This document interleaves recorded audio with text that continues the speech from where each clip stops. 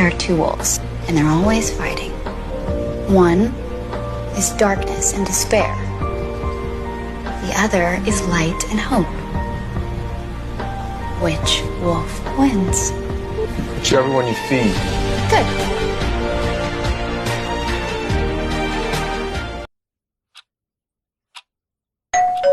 And in each part, you hear a number of different extracts. At the beginning of the test, you will hear a beep sound. You have time to read the questions before you hear the extracts.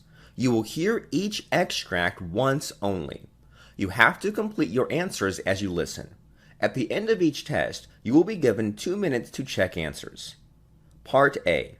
In this part of the test, you hear 2 different extracts. In each extract, a health professional is talking to his patient. For questions 1 to 24, complete the notes with the information you hear. Now, look at the notes for Extract 1. Extract 1, questions 1 to 12. You hear a doctor talking to a patient called Mr. Gonzalez. For questions 1 to 12, complete the following notes with a word or short phrase. You now have 30 seconds to look at the notes.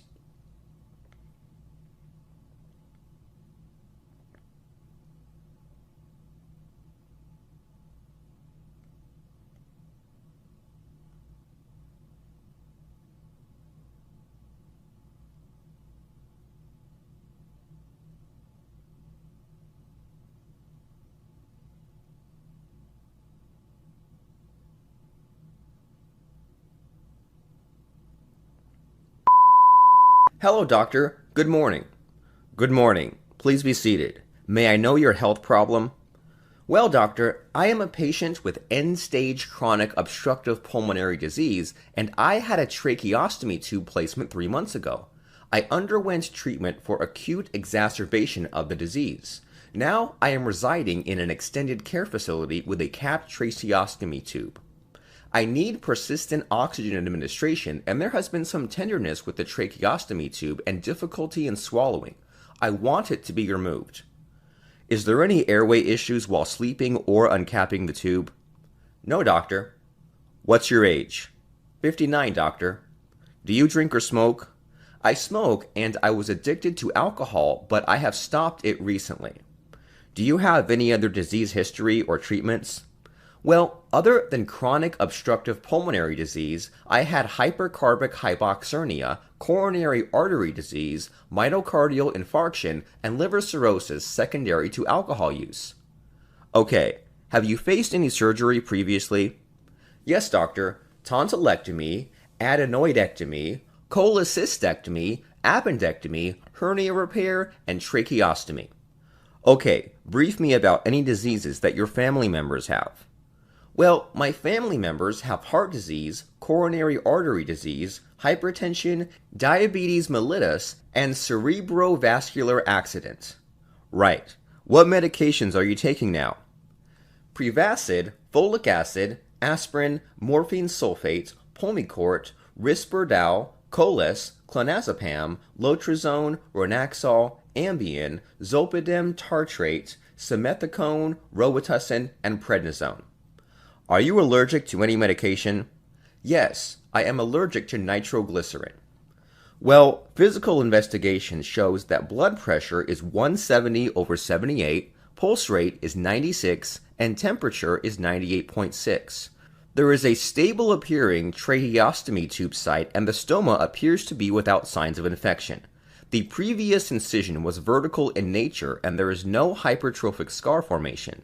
No adenopathy noted. No stridor noted. Your diagnosis reports show you have end-stage chronic obstructive pulmonary disease with a history of respiratory failure requiring mechanical ventilatory support with tracheostomy tube placement. You have difficulty in tolerating tracheostomy tubes secondary to swallow discomfort and neck irritation with no further need for tracheostomy tube. You have a history of coronary artery disease, myocardial infarction, and cirrhosis of liver. I would recommend a limited bronchoscopy and then fiberoptic laryngoscopy, but you may have trouble with the area healing or scarring, or you may have an emergent airway situation with the tube gone. That's okay with me, doctor. Anyway, I want to get the tube removed. Okay, that's good.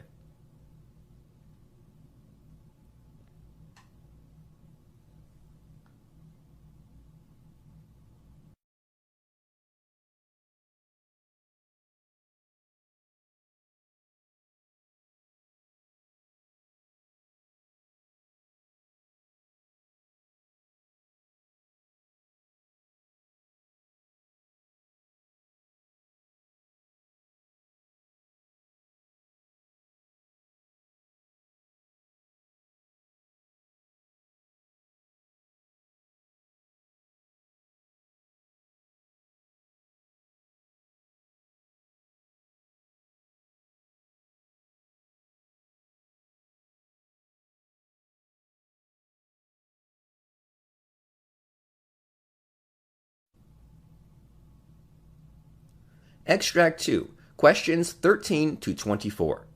You hear a physician talking to a patient called Edward Corey. For questions 13 to 24, complete the following notes with a word or short phrase. You now have 30 seconds to look at the notes.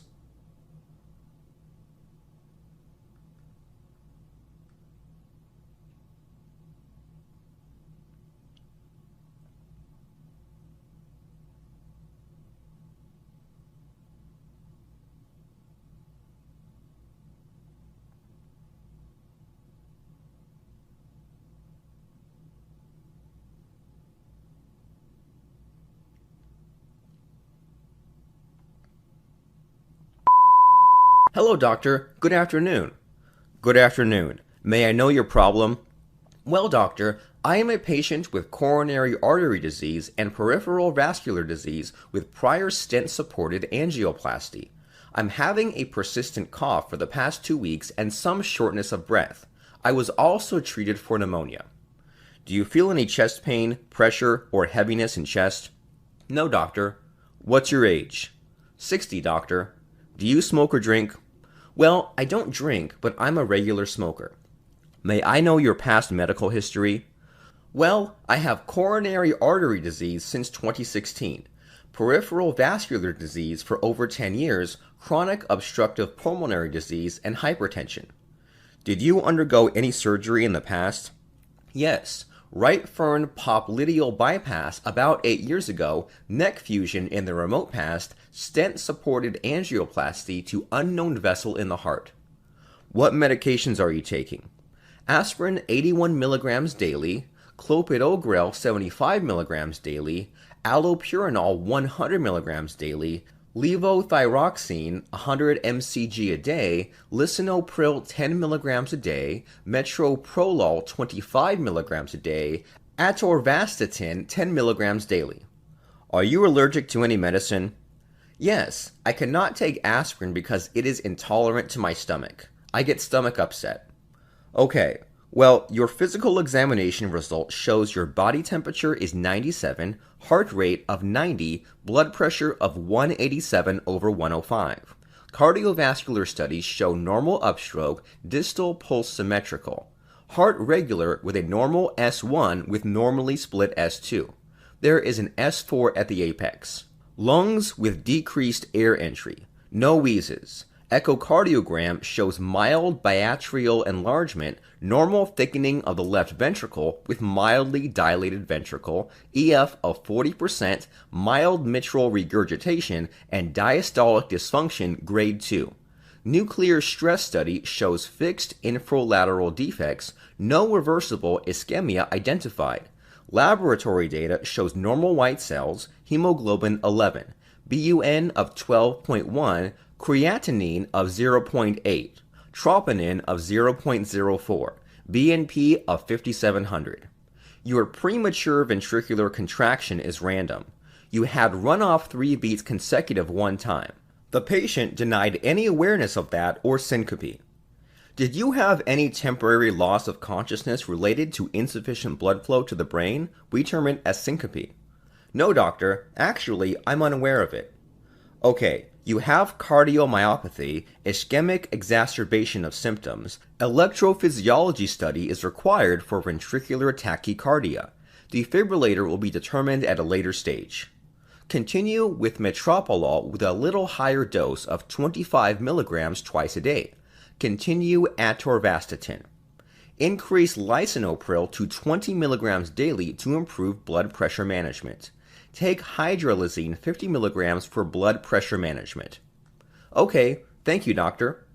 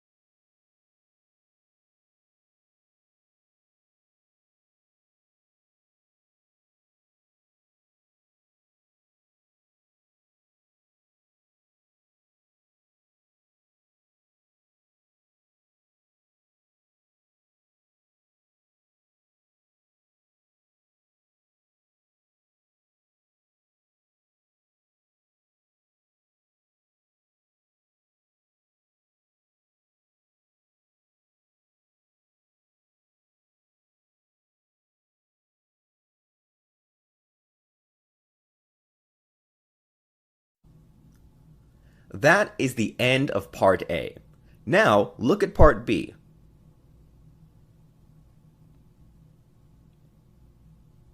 Part B. In this part of the test, you will hear 6 different extracts. In each extract, you'll hear people talking in a different healthcare environment. For questions 25 to 30, choose the answer A, B, or C, which fits best according to what you hear. You will have time to read each question before you listen to the audio. Complete the answers as you listen to the audio. Now look at the question 25. You hear a monologue by a physician explaining about lupus disease. Now read the question.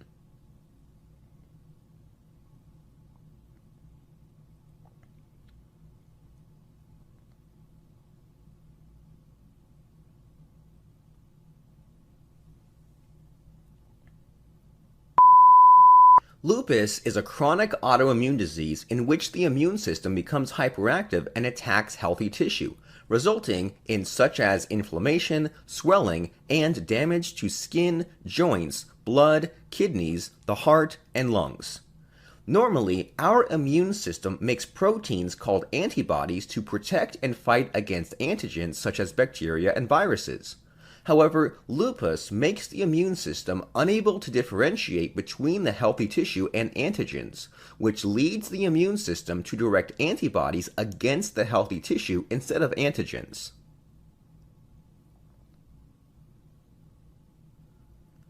Question 26.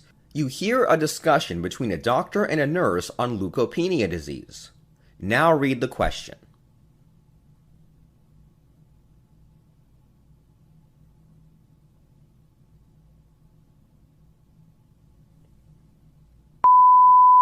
Hello, doctor. Can you explain to me what is leukopenia disease? Well, leukopenia is a condition where the patient has lesser white blood cells in their bloodstream, which is diagnosed with a blood test called a complete blood count. There are 5 types of white blood cells, and each of them protects the body from a different kind of infection. Neutrophils make up 55 to 70% of total white blood cells, and they fight off fungal and bacterial infections. Lymphocytes protect the body from viral infections. Monocytes are the largest of the white blood cells, and they fight against bacteria, fungi, and viruses, and they mend tissue damaged by inflammation. Basophils are involved in inflammatory reactions to allergens. Eosinophils fight parasites and play a role in allergic reactions and conditions, such as asthma.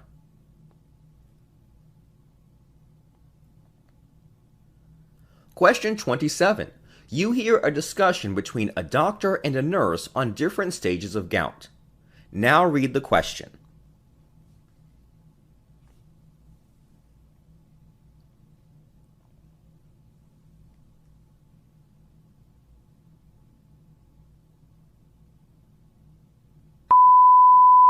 Hello, doctor. What are the different stages of gout? Well, there are various stages through which gout progresses. In the asymptomatic hyperuricemia stage, the person will elevated uric acid levels without any outward symptoms. The acute gout stage occurs when the urate crystals suddenly cause inflammation and intense pain. This condition is also called flare that can be triggered by alcohol and drug usage, stressful events, and due to cold weather. The intercritical gout is the period further urate crystals are being deposited in tissue. The main difference between gout and pseudogout is that the joints are irritated by calcium phosphate crystals instead of urate crystals. Chronic tophaceous gout is the most debilitating stage. Permanent damage might have occurred in the kidneys and joints. The patient can also develop tophi, big lumps of urate crystals in joints of the fingers. Pseudogout is the condition that is confused with gout.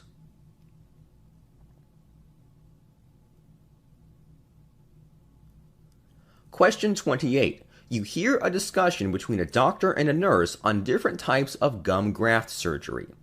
Now read the question.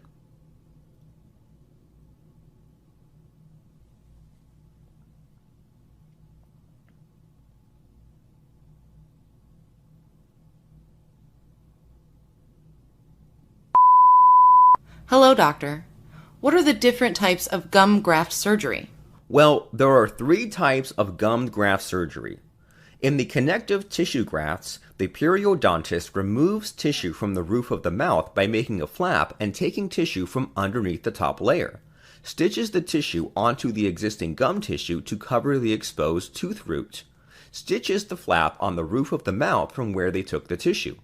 The gingival grafts is preferred for the persons with thin gums that require extra tissue to enlarge the gums. In this method, the periodontist removes tissue directly from the top layer of tissue on the roof of the mouth and stitches this tissue to the existing gum area. Pedicle grafts method is often preferred for the individuals having lots of gum tissue growing near the exposed tooth. The periodontist grafts tissue from the gum around the tooth requiring treatment and partially cuts away the tissue, keeping one edge attached, and stretches the tissue over or down, covering the exposed tooth root and holding it in place with stitches.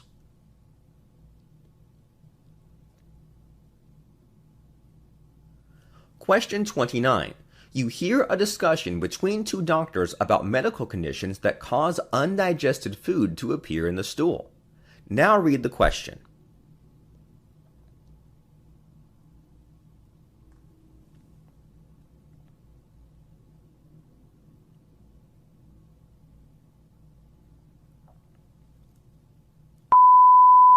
Doctor, please, can you explain medical conditions that cause undigested food to appear in the stool?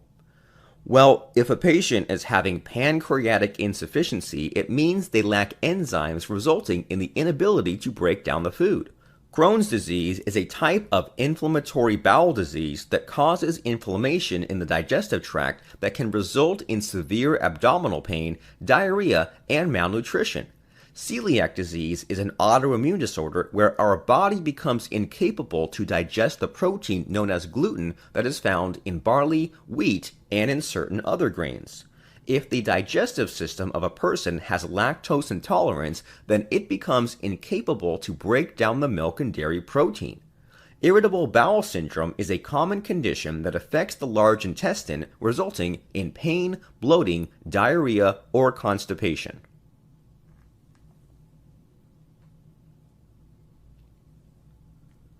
Question 30. You hear a discussion between a doctor and a nurse about different procedures to detect blood clots. Now read the question.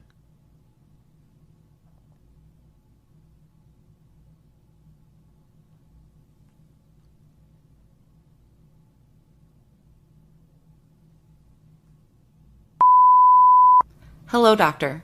What are the different procedures to detect blood clots? Well, a D-dimer blood test will measure a substance in the blood that can determine whether there is abnormal clotting activity somewhere in the bloodstream.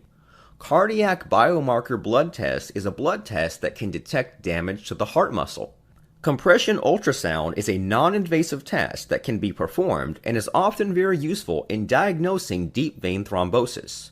angiography or venography, and catheterization techniques in which a dye is injected into a blood vessel where a clot is suspected, X-rays are also used to detect the clot. Echocardiography uses sound waves to get images of heart and are often used in patients who have had embolisms affecting an artery, especially in patients who have had an embolic stroke. A ventilation perfusion scan uses a radioactive dye to investigate blood flow to the lungs and can detect whether a pulmonary blood vessel has been blocked by a pulmonary embolus. CT scan is often the first test used to diagnose a stroke, but is also useful for confirming a pulmonary embolus. MRI scans can be used to detect clots in blood vessels.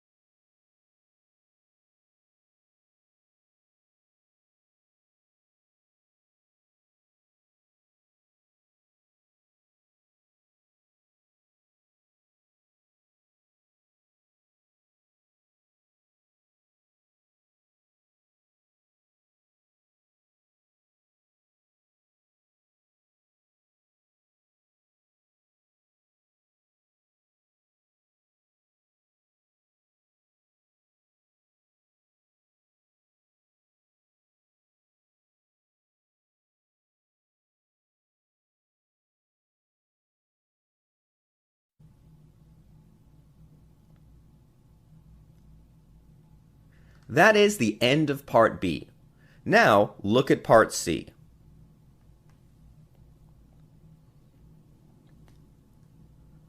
Part C. In this part of the test, you'll hear two different extracts. In each extract, you'll hear health professionals talking about specific aspects of their work. For questions 31 to 42, choose the answer A, B, or C which fits best according to what you hear. Complete the answers as you listen to the audio. Now look at Extract 1. Extract 1, questions 31 to 36. You hear the lecture given by a physician on the topic blood type classifications. You have 90 seconds to read questions 31 to 36.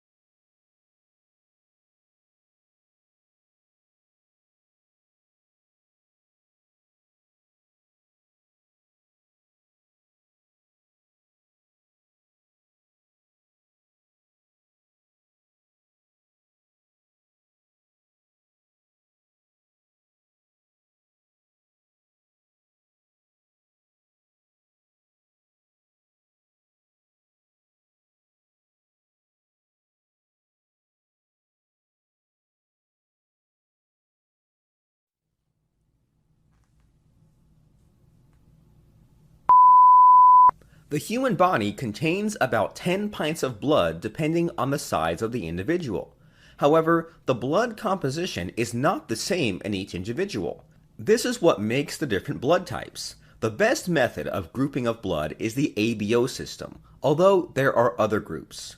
Within the ABO group, there are 4 major categories that are divided into 8 common blood types: A, B, O, and AB. Blood consists of cells and a yellow liquid known as plasma. The group of blood depends on what each part of the blood contains. There are 2 main blood group systems: ABO antigens and rhesus antigens. These 2 antigens are used to classify blood types. Normally, viruses and bacteria carry an antigen. During an infection, the antigen marks them as a foreign substance to the body that are usually not found in the body. Most red blood cell antigens are protein molecules on the surface of red blood cells. White blood cells produce antibodies as an immune defense. These antibodies target antigens and attack the foreign substance. Cross-matching of blood types is very crucial because if a patient receives red blood cells with antigens that is not present in his body, then it will reject and attack the new red blood cells. The ABO blood grouping method is used to determine the different types of antigens in the red blood cells and antibodies in the plasma. This system and RHD antigen status determine the blood type that will match for a safe red blood cell transfusion. There are 4 ABO groups. In Group A, the surface of the red blood cells contains A antigen, and the plasma has anti-B antibody that would attack any foreign B antigen containing red blood cells. In Group B, the surface of the red blood cells contains B antigen, and the plasma has anti-A antibody that would attack any foreign A antigen containing red blood cells. In Group AB, the red blood cells have both A and B antigens, but the plasma does not contain anti-A or anti-B antibodies. Patients with type AB can receive any ABO blood type. In Group O, the plasma contains both types of anti-A and anti-B antibodies, but the surface of the red blood cells does not contain any A or B antigens. Having none of these A or B antigens means that they can be safely transfused to a person with any ABO blood type. Some red blood cells contain the Rh factor, which is also called RHD antigen. Therefore, rhesus grouping adds another dimension. In case the red blood cells contain the RHD antigen, they are RHD positive. If they do not contain RHD antigen, they are RHD negative. That means there are 8 major blood types in the ABO/RHD blood grouping system. For instance, in the US, 30% population are A positive, A+. A negative occurs in 6% of people. There are only 9% of population with B positive, while B negative occurs in just 2% of the population. AB positive occurs in 4% of people, and AB negative occurs in just 1% of people. O positive occurs in 39% of people, while O negative occurs in just 9% of people. About 82% of the US population has RHD positive blood. O negative blood contains neither A or B or RHD antigens. Therefore, these red blood cells can be transfused to nearly all patients of any blood type. Group O negative is considered as the universal donor type. On the other hand, AB positive blood contains no anti-A or anti-B or RHD antibodies. Therefore, patients with this blood type can receive nearly any type of red blood cell transfusion. This type is referred to as the universal recipient type. In case a patient with Group B antigen receives red blood cells from a person with Group A antigen, their body will reject the transfusion. This is because patients with B antigen on their red blood cells have anti-A antibody in their plasma. The anti-A antibody in the plasma then attacks and destroys the A antigen donor red blood cells. During pregnancy, a mother may have a different RHD type to the fetus, as the fetus can inherit a different blood group from the genes of the father. Therefore, a risk is involved if the mother is Rhd negative and the fetus is Rhd positive. A small amount of red blood cells from the fetus can enter the mother's bloodstream, resulting in creation of anti-Rhd antibody in the plasma by the mother, which is known as sensitization. A problem will arise if this antibody then detects the foreign antigen in the blood cells of the fetus, and if they attack the red blood cells of the fetus as a defense mechanism, which can result in severe jaundice and brain damage if undetected. Therefore, an injection of anti-D immunoglobulin G helps to prevent the production of this antibody in the mother and decrease the impact of a sensitizing event on the fetus. Anti-D immunoglobulin G dosing is usually given at 24 weeks of the pregnancy and at times an additional dose during 34 weeks of pregnancy. The effect of anti-D immunoglobulin G lasts up to 12 weeks. During blood test procedure, the patient's blood will be mixed with a variety of serum samples. Each serum sample consists of a different blood type, with the clotting agent removed. Then, the reaction of the blood sample of the patient with the serum sample will be monitored. The antibodies in the serum will cause a different reaction in each one. For instance, if a reaction occurs when the blood sample is mixed with the serum consisting of blood type A, which contains anti-B antibody, the unknown blood type of the patient must be type B.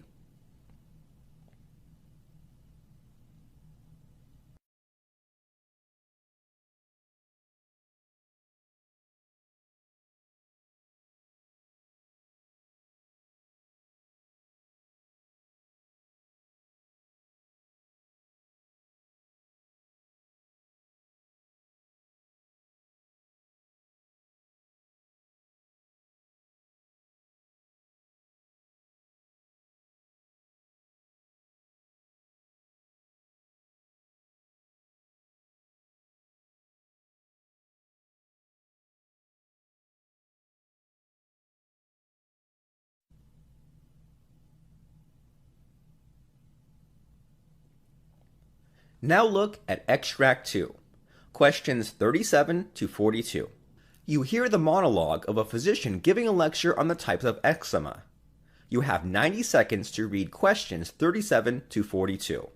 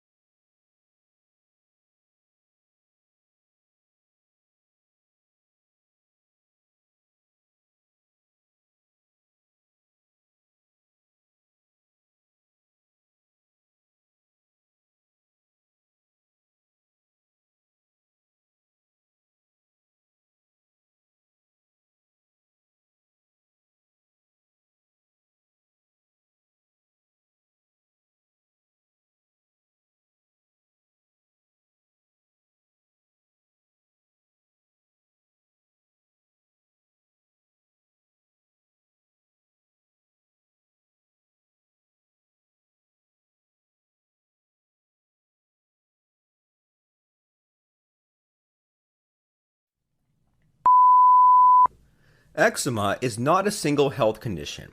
It is a recognizable reaction method seen in a number of skin diseases. Atopic dermatitis is a common cause of eczema that is more prevalent in the patients with asthma and hay fever. The signs and symptoms of eczema include tiny blisters or vesicles that can weep and ooze, eventually producing crusted, thickened plaques of skin. It is always quite itchy. It is significant to distinguish the different causes of eczema, as the effective treatments will also differ.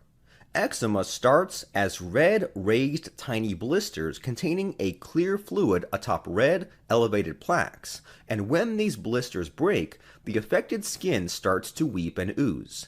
In chronic eczema, the blisters are less prominent and the skin is elevated, thickened, and scaling. There are about 11 distinct types of skin conditions that produce eczema.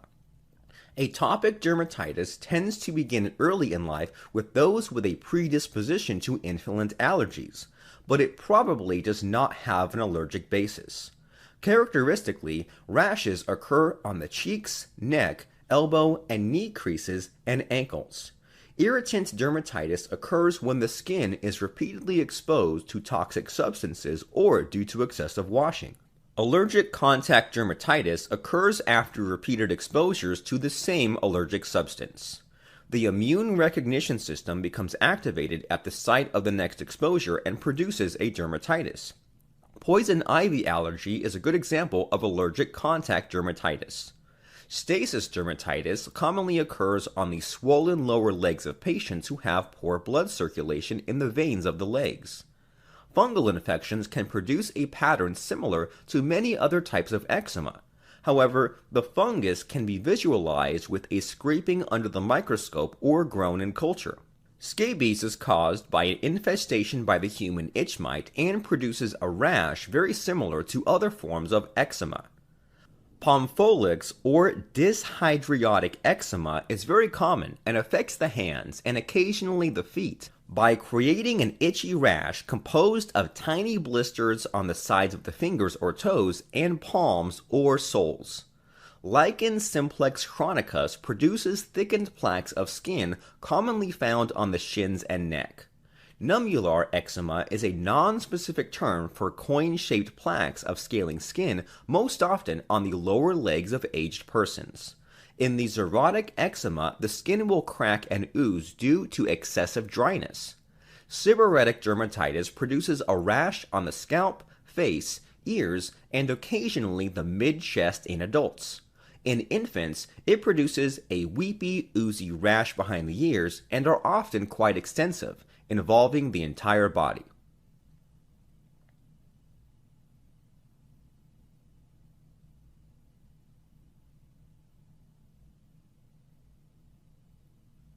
That is the end of Part C.